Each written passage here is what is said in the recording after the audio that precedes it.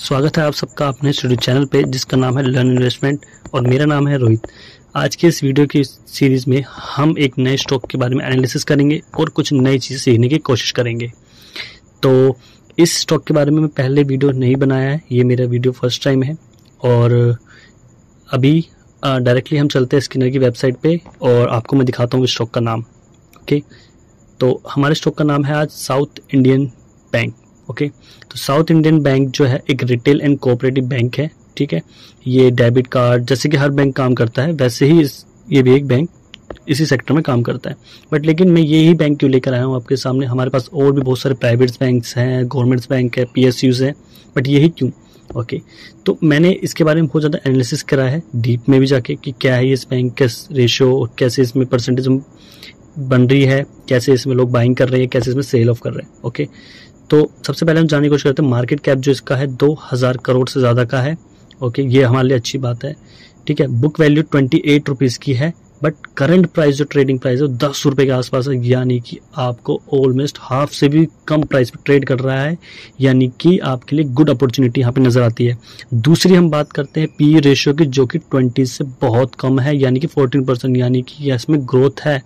Okay, growth आपकी है, यानी कि अगर आप 10 रुपये यहाँ पे लगाते हैं तो आपके लिए यहाँ पे ग्रोथ बन सकती है ऑलमोस्ट 28 रुपीज़ की, तो डायरेक्टली दिखता है। पर लेकिन कब तक, ये हम जानने की कोशिश करेंगे फाइनेंशियल्स में, ये हम जानने की कोशिश करेंगे टेक्निकल्स में। तो अभी मैं इसको हम इस वेबसाइट के थोड़ा नीचे चलते हैं और डायरेक्टली हम चलेंगे सेल्स में। मैं वीडियो को ज़्यादा बड़ा नहीं करूँगा इस बार, हम फटाक से सारी चीज़ें समझेंगे। तो अगर हम प्रॉफिट लॉस स्टेटमेंट की तरफ देखेंगे तो आपको यहाँ पे नजर आएगा कि 2000 करोड़ प्लस की यहाँ पे इसने रेवेन्यू किया है, जिसमें कि कंपनी का खर्चा जो था वो हो गया था 519 का, फाइनेंशियल प्रॉफिट जो निकल के आया 273 का। इसी तरीके से आप अगर आगे बढ़ते जाएंगे तो 2015 तक 16, 17, 18, 19, 2020, ठीक है, यानी कि यहाँ तक कंपनी ने बहुत ही परफेक्टली ग्रोथ दिखाई है, बहुत ही बढ़िया तरीके से इसने अपनी सेल्स दिखाई है, रेवेन्यूज करे हैं कलेक्ट। ओके, तो यहाँ पे जो -818 आपको दिख रहा होगा, ठीक है, ये होता क्या है कि कई बार क्या होता है बैंक पैसा देता है और उसको वो उस टाइम पे नहीं मिलता। ठीक, तो बैंक के स्टेटमेंट में ये हमेशा होता है कि यहाँ कहीं ना कहीं आपको नेगेटिव देखने को मिलेगा। इसका मतलब ये नहीं है कि लॉसेस है, ये कई का और क्या होता है कंपनी बहुत ज़्यादा लोन इश्यूज कर देती है तो कंपनी को रिफंड नहीं मिलता है कुछ टाइम तक, फिर कंपनी इसमें डिफॉल्ट लगाती है, फिर पैसा रिफंड करती है। तो ये प्रोसेस है, ये इसमें आप ज़्यादातर बैंक में देखेंगे तो आपको ये देखने को मिलेगा।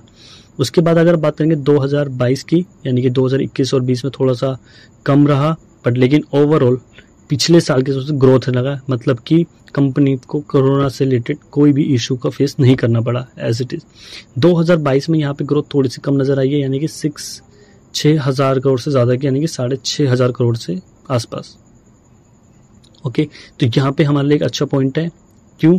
क्योंकि अगर आप देखें कंटिन्यूसली ग्रोथ है। ठीक है, कंपनी में थोड़ा टाइम का एक सैचुरेशन आया, यहाँ पे एक सैचुरेशन पॉइंट आया यहाँ तक का, बट लेकिन यहाँ पे हमें एक अच्छी अपॉर्चुनिटी नज़र आती है क्योंकि कंपनी एक टाइम के बाद सैचुरेशन तोड़ती है तो एक नया हाई बना के नया प्रॉफिट देती है। अगर हम नीचे चले यहाँ पे, अगर कंपनी के पास कितना रिजर्व है, कितनी बोरोइंग है, तो ये एक बैंक है, तो बैंक ऑब्वियसली बात है, एक छोटा बैंक दूसरे बड़े बैंक से पैसा लेता है आगे लोन देने के लिए और उससे कुछ पैसा कमाता है और फिर लोन अपना देता है। तो यहाँ पे आपको बोरिंग ज़्यादा दिखेगी। ऑब्वियसली रिजर्व्स कंपनी के पास 5,600 करोड़ के आसपास का है, जो कि हमेशा की तरह बढ़ता आया है, यानी कंपनी ने अपना प्रॉफिट हमेशा दिखाया है। ओके, चार्ट्स यहाँ पे अगर प्रॉफिट दिखता है तो ऑब्वियसली बात है कि टेक्निकल्स में भी आपको यहाँ पे प्रॉफिट नज़र आएगा। ओके, तो अभी हम इस पर स्क्रॉल डाउन करते हैं और शेयर होल्डिंग पैटर्न्स पे चलते हैं। तो शेयर होल्डिंग पैटर्न्स में अगर आप जाएंगे FII में, तो FII अगर आप देखेंगे 2019 में 22% के आसपास था, यहाँ से बढ़ते, यहाँ से थोड़ा यहाँ से कम होता चला गया और यहाँ पे जाके आपका बचा 7485%, यानी कि FII ने पैसा निकाला।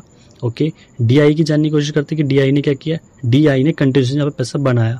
तो ऑब्वियस सी बात है कि DI अपना हाथ जो है स्ट्रॉन्ग कर रहा है, FII नई पोजीशन ढूंढ रहा है, इसलिए FII ने यहाँ से पैसा निकाला है।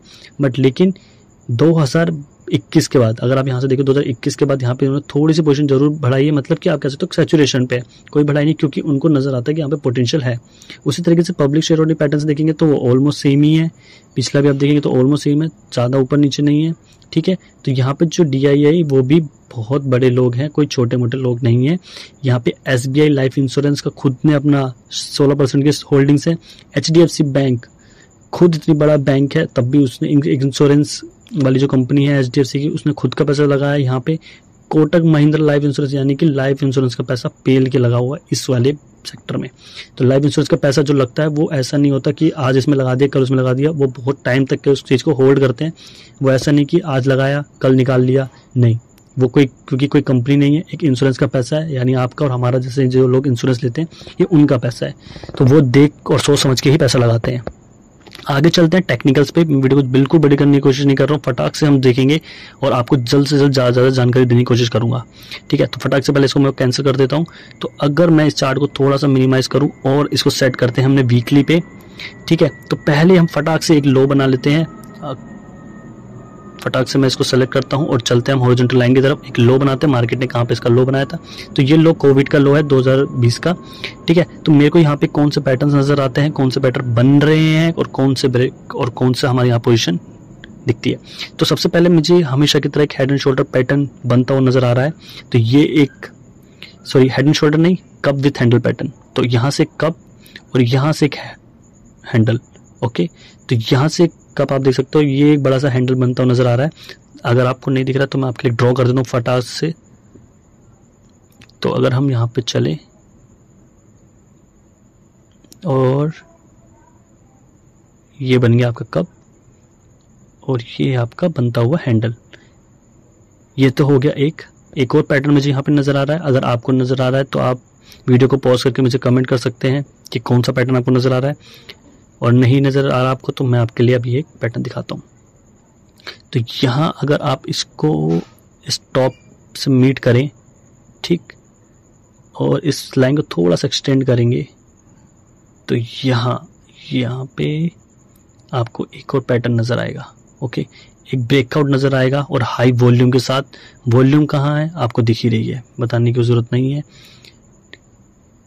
जिन लोगों को अगर अभी भी नहीं दिख पा रहा है तो मैं दिखा दूँ, ये देखिए जैसे मैं यहाँ पे मूवमेंट करूँगा कैंडल की तरफ, तो आप यहाँ पे एक नंबर देखेंगे जो चलता है, ठीक है, बढ़ता कम है, ठीक है। तो अभी मैं जैसे यहाँ पे ले जाऊँगा तो आप देखेंगे कि कितना है, 424 मिलियन, इतनी बाइंग आई है यहाँ पे एक हफ्ते के अंदर। तो ये एक ह्यूज ब्रेकआउट आएगा और पहला ब्रेकआउट आते ही टारगेट यहाँ तक का देगा। मैं ऑलरेडी इसमें पोजीशन बना चुका हूँ और हमारे नेक्स्ट टारगेट क्या होने चाहिए आपके लिए मैं अपने टारगेट्स बताना चाहूँगा कि मैंने कहाँ तक के टारगेट सेट करे हैं। तो अगर मैं प्राइस रेंज को पकड़ूँ और यहाँ से अगर मैं यहाँ तक का पिक करूँ और करंट प्राइस जो चल रहा है मार्केट में अभी, वो वहाँ से हमें 82% का, यानी कि मैं कुछ नहीं बोल रहा हूँ, सब टेक्निकल्स बोल रहे हैं। टेक्निकल्स क्या बोल रहे हैं, अगर मैं इस लाइन को यहाँ पे करूँ तो आप बोलोगे कि भैया आपने तो उठा के रख दिया, इसका मतलब क्या है। आप देखो कि ऑल टाइम यहाँ पे भी एक बार हाई बना था, समझ रहे हो, यहाँ पे भी मार्केट रिजेक्शन दे चुका है। किसका मतलब क्या है कि मार्केट यहाँ तक पक्का जाना ही जाना है और यहाँ से थोड़ा सा रिजेक्शन देके वहाँ पे रिटेस्ट करने आएगा। तो यानी कि अगर आप यहाँ 10 रुपये 35 पैसे पैसा लगाते हो, 82% का तो गेन है ही, कहीं गया ही नहीं। और दो ब्रेकआउट आपके सामने नजर आ रहे हैं, एक कप विथ हैंडल का ब्रेकआउट और एक ये ट्रायंगल का ब्रेकआउट, वो भी ह्यूज वॉल्यूम के साथ। और इससे ज़्यादा कंफर्मेशन आपको क्या चाहिए। फाइनेंशियल स्ट्रॉन्ग है, आपके ब्रेकआउट नज़र आ रहे हैं, मार्केट में वॉल्यूम नज़र आ रही है, और इससे ज़्यादा क्या चाहिए आपको। तो इस वीडियो को ज़्यादा बड़ा ना करते हुए मैं इस वीडियो को यहीं ख़त्म करता हूँ। और आपने अगर तो मेरे चैनल को सब्सक्राइब नहीं किया तो प्लीज़ जाइए इस चैनल को सब्सक्राइब कीजिए। I need your support. Thank you, bye.